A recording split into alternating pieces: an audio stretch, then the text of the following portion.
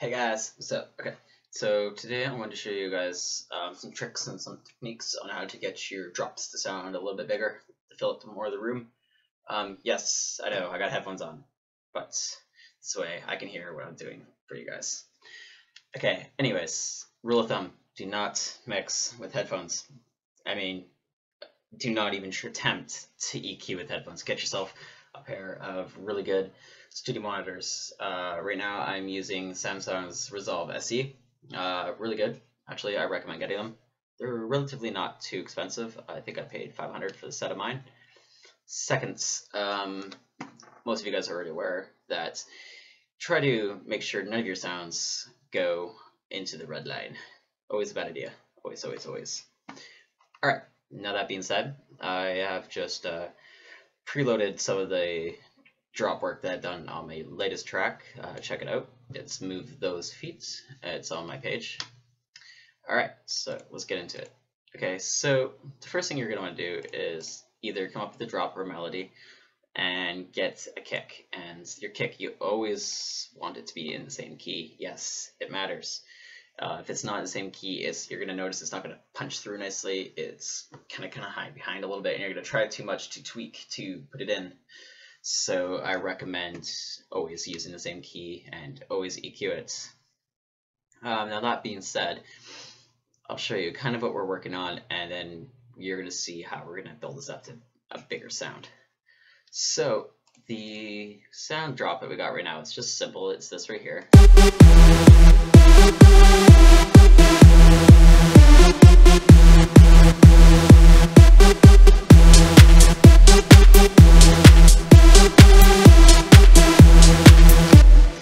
Okay, so the first thing you're going to do is when you have your drop, you're going to go in. I'm just going to turn all these off because we're going to all do this together. The first thing you want to do is take an EQ and always keep it next to the instrument that you're using. This is the way you get the true sound that you're EQing, and you're not EQing with all the effects. You want to do the best that you can when you're EQing the actual sound. So what I'm going to do is I'm going to actually grab a new EQ here, and we're going to do this together. So just put it in, pretend this one's not here. So the plan here is to get rid of all the nasty frequencies, all right? We're using a synthesizer, so it's not heavy on the bass on this one, but it's got some bass. So we're going to want to keep some of the bass here. So what we're going to do is we're going to keep this around 30 hertz. Cut just past 30 hertz where the bass is at. And the bass usually rides around, I believe, around 30 to 50. It's generally where the bass range is, and we're going to want some of our bass to kind of punch through from our kicks. So we're going to bring this to about 45 to 46 just to leave some of the bass in. We're going to cut this up high, just do 4, give it a nice cut end here, drag it out. And you'll notice at the bottom of the screen right there, right where my mouse is, that's where your hertz and your decibels are. So just keep an eye on that. Bring it over here. And we're going to give this a listen, and we're going to watch the sounds. General rule is you're going to want to boost your kicks around the 50 to 100K area, depending where the high mark is. Synthesizers, you want to cut that out a little bit because you want your kick to punch through. Around, I believe, 100 to 300 hertz. You're going to definitely want to cut this range out. You can see it's nicely marked out here in the square grids here. Nice big ones. That's your bad area.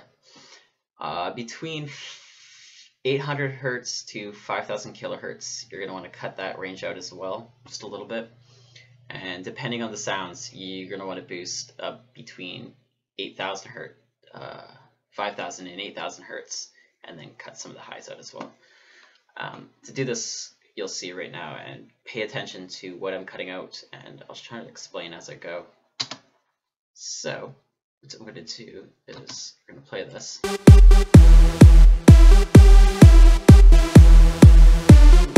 Turn this down just so you guys can hear me. Okay, so you'll notice rates in this range here. I want to bring this up just a little bit. Pay attention to the sounds too.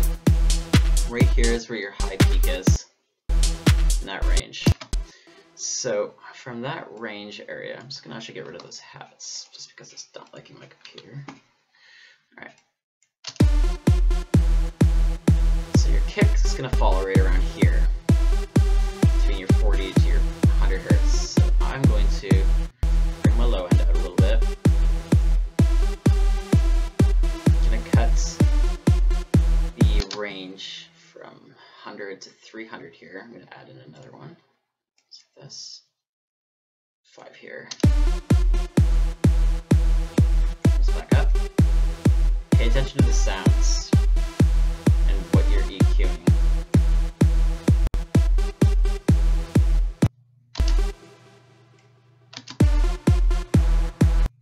You hear how that's muddy right there? You don't want that. So we're going to cut some of that out right there. Don't worry about the sound being low. We're going to fix that.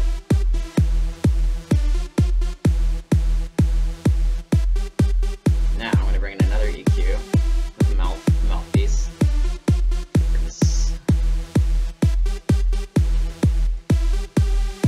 We're going to cut this and boost it. Instead of cutting, we're going to boost this high range just a little bit here. I'm going to tighten this up by using the Q. Just to get rid of some of that sound. Find where it's muddy. Muddy between, like I said, between the 800 to 5000 hertz. So yeah, right there's the sweet spot. We're going to turn that down. So the next thing to do after you cut and you want to bring the sounds up a little bit, the best thing to do is you grab a compressor right after the EQ and listen. Click the knee bend here. Bend the knee just a little bit. Look about 10 milliseconds. Turn the envelope to linear. Just ratio just a little bit so the kick goes through. Let's bring this threshold down now. And you can already notice that's a lot cleaner of a sound. Alright, next thing to do is I like to grab a ultra stereo. For me, I've already pre-done these, so I'm just gonna show you what I did. I brought the threshold down a little bit, and yes, it does make a difference. It adds more of the stereo field here. You don't want to do it a whole lot, but just enough. After that, I brought in some more stereos for my drops to kind of widen out the room a little bit, and I used a spreader. Spreaders are great when they're done right.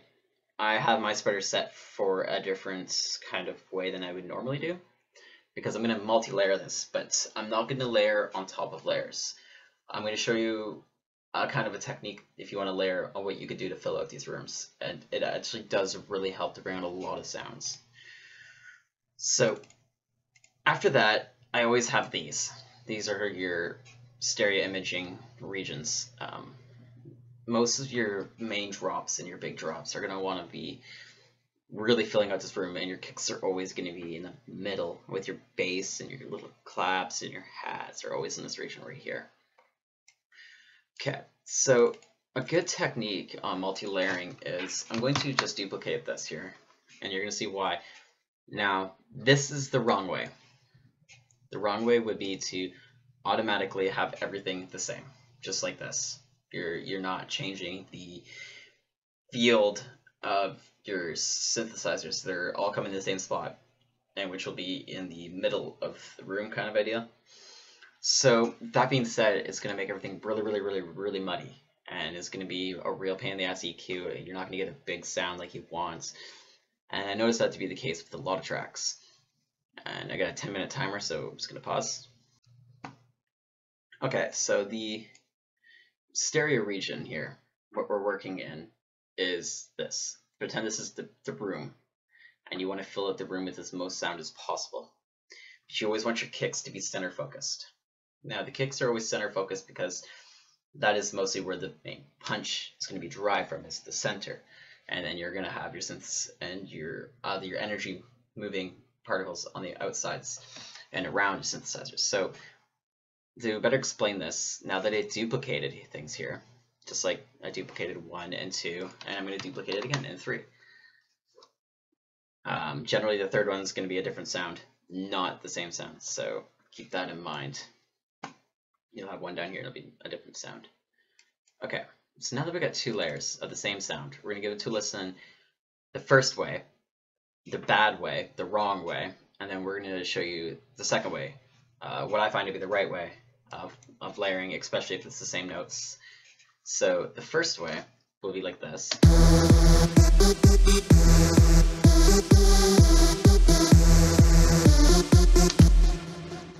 You can notice that you hear some of that like whirling, weary sounds in the background, and some of you are thinking like, how do you get rid of this? So you don't really worry about it. You leave it for the mixers or the masters or whoever you're giving your tracks to do that. What I find to be a really good technique is we'll go to this. We're going to name this one our drop riff right, and then we're going to go to the second one. We're going to name this drop riff left. Okay. So that being said, it should be pretty obvious on what I'm going to do here. So the next thing, I'm going to go to the first one here, the drop riff right. I'm going to go to where it says panorama here. And if you watch this field, you'll see exactly what's going to happen. See how it's in the middle here? As we take the panorama, we're going to turn it 50% to the right here, and watch where the field directs to. Oh, by the way, this is the Ableton Live's utility plugin. Every Live has it, and it's very useful when it's used right. Anyways, back to what I was saying. Watch the field. Now, instead of it being in the center, it should be right here on the right. Right there. Now, notice you don't get the eerie sound, okay? Now, to make the sound even bigger and better, we're going to go to our drop of left. We're going to panorama this all the way to the left. Alright, now give it a listen, and we'll group this so you can see exactly what is going to happen. I'm going to take this, oops, did not mean to copy you, just delete that, my bad. I'm going to put it to the group here, and paste it in there, and if you watch, it should fill up here and here, leaving our kicks and everything open in the middle, so you get a, seems like a bigger sound automatically.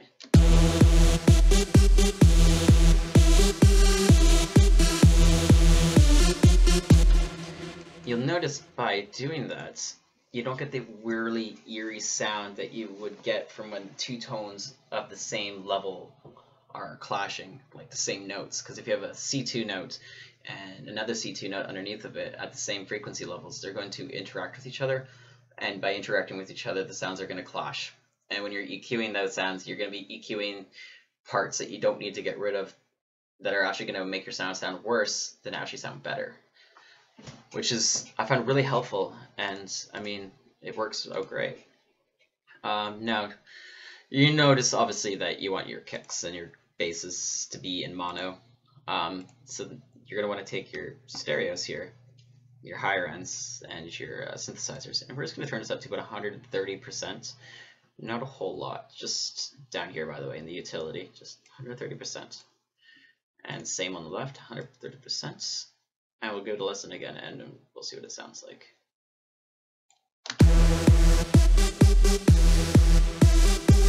Builds it up quite a bit nicer.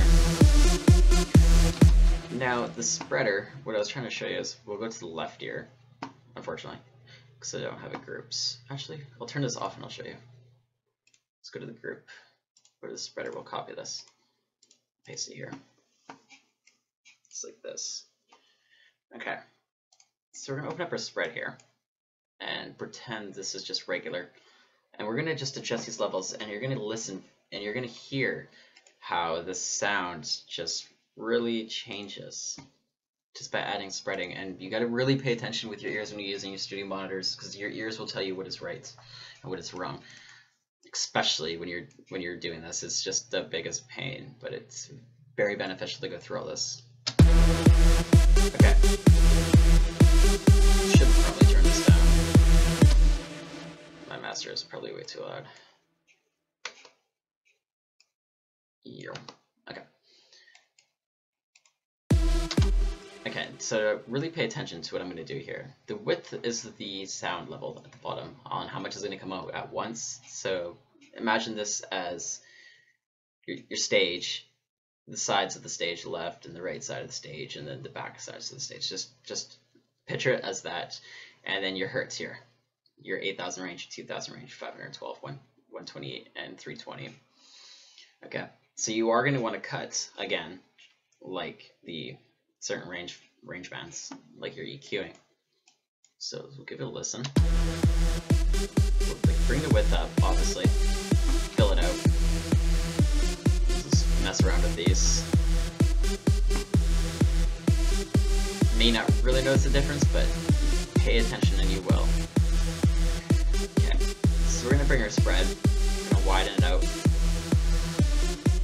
Yeah, not that much. Here. And by doing this, keep making your sound cleaner and bigger.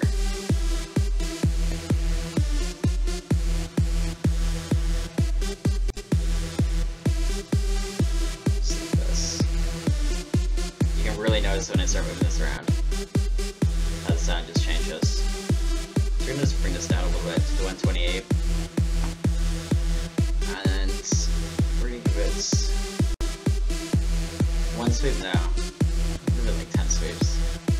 Bring the input down just a little bit. Like that. That's going to really widen up your mixes. Another good technique to do to really widen this up is, if you have it, go into waves. Get the S1 imager.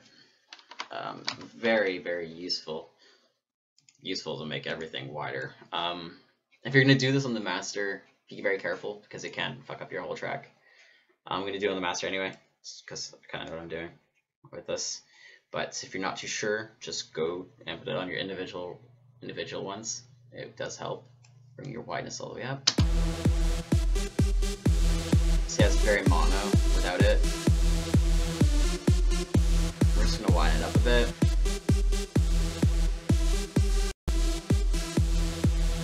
You also notice by doing that on the master, it kind of erupts the kicks. So you can copy this, go to our individual ones here, turn it on, increase the range. Whatever you do to the left one, always do to the right, and vice versa, because it is the same sound. You're just widening it.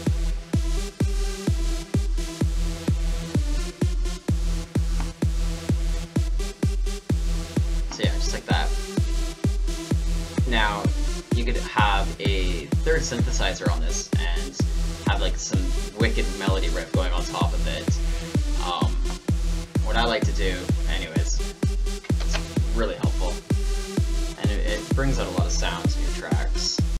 So like I said, I was like, having that extra sound in here now, we can have it in the middle, and it's just going to fill out so much of that room in your tracks. So like taking a third layer now, yes, 3 layers. We got the left, we get the right, then we get the main center of the sound. So if you have like your main drop, like your boom, yeah, horrible sound effects, I know. But you have that big main drop sound. You want to bring something in, and you want to be like get focus and get the energy just rolling. You want a higher pitch sound, and just put it in the middle, and it's gonna make such a change in your tracks. So what I'm going to do is I'm just going to make these like really high pitch, same note form, and we're going to put in like 132s and just give you guys an idea. So just copy that over just like this, just for an example.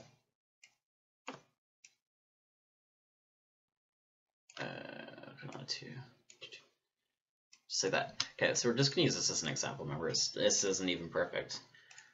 So we got our main right here, like bum bum bum bum, dun, dun, dun, dun, dun, dun. And then we get the high pitch right in the middle. Now just listen very carefully and you hear what I mean.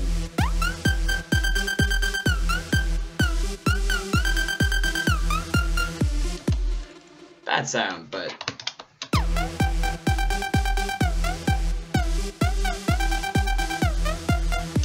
you notice how like all of a sudden that's your main attention. It's just that it's a new sound. Yeah, you didn't bring it in or anything, or any leads at all. It's just like bringing the filter in, but you'll notice how it's like automatically dead center in your attention, and it's a great way to bring in high pitch notes, especially those really eerie ones. I just love those really eerie ones. Really help out a lot. Anyways, I hope this helps on how to get your tracks a bit bigger, sound a bit better, and a bit cleaner. I know I kind of rushed through things a bit, but I only got a certain upload time on YouTube due to a copyright problem that I did.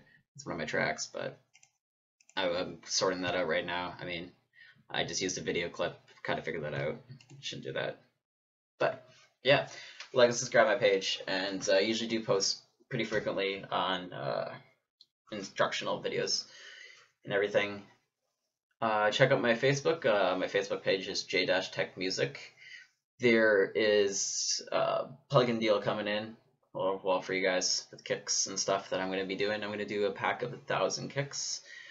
It's going to be for sale on my website for $10. Coming soon, and my website is www.j-techmusic.com. All my upcoming news is on there. Tutorials will be on there as well, and everything about what I can teach you guys. Yeah, I will be a lot slower with you guys through actual lessons. I won't be on a time limit, but I wanted to make sure you guys can get the full benefit of everything that way. Anyways, yeah, hope you guys liked everything. Take it easy, everyone. Peace.